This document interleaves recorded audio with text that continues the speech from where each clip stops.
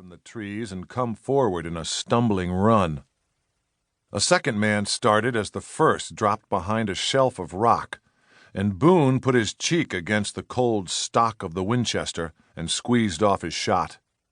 He put the bullet through the man's leg, saw the leg buckle, and saw the man fall.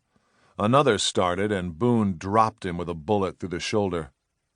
He gnawed at his lip and stared, hollow-eyed and gaunt, at the shelf of rock where the first man had fallen.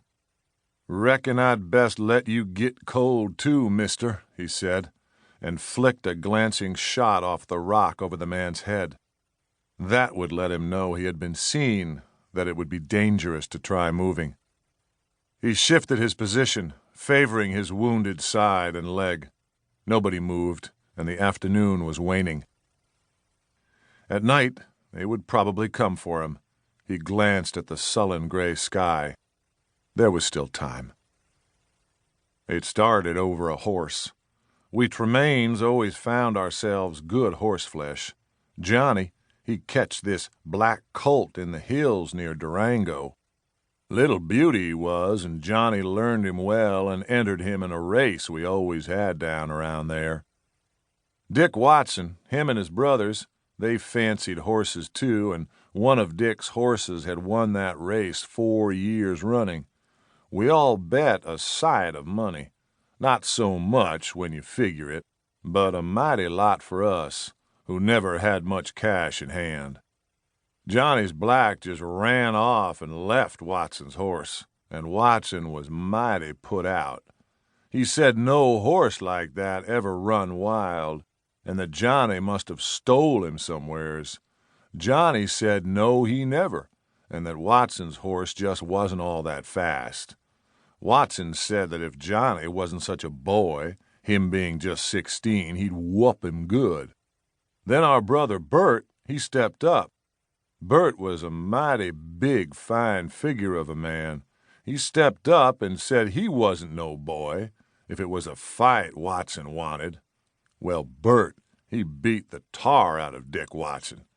There was hard words said, and Ma, she reckoned we all better git for home. We did, and everything went along for a time, until that black was found dead. Somebody shot her down in the pasture. Shot her from clost up.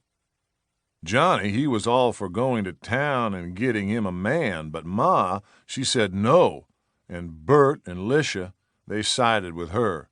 But Johnny, well, it was some days 'fore he tuned up that mouth organ of his, and when he done it, it was all sad music. We wasn't cattlemen, son, not like other folks around. We was farmers and trappers or bee hunters. Anything there was to get the coon. Mostly them days we farmed, and between crops we went back in the high meadows and rounded us up wild horses. They was thousands of them, son.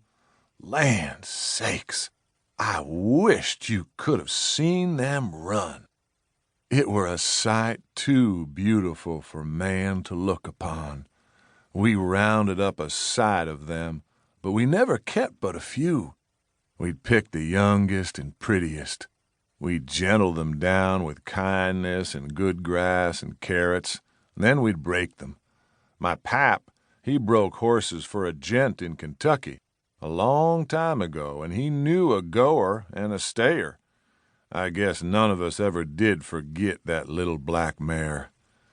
Now that horse was shot clost up. It was no accident.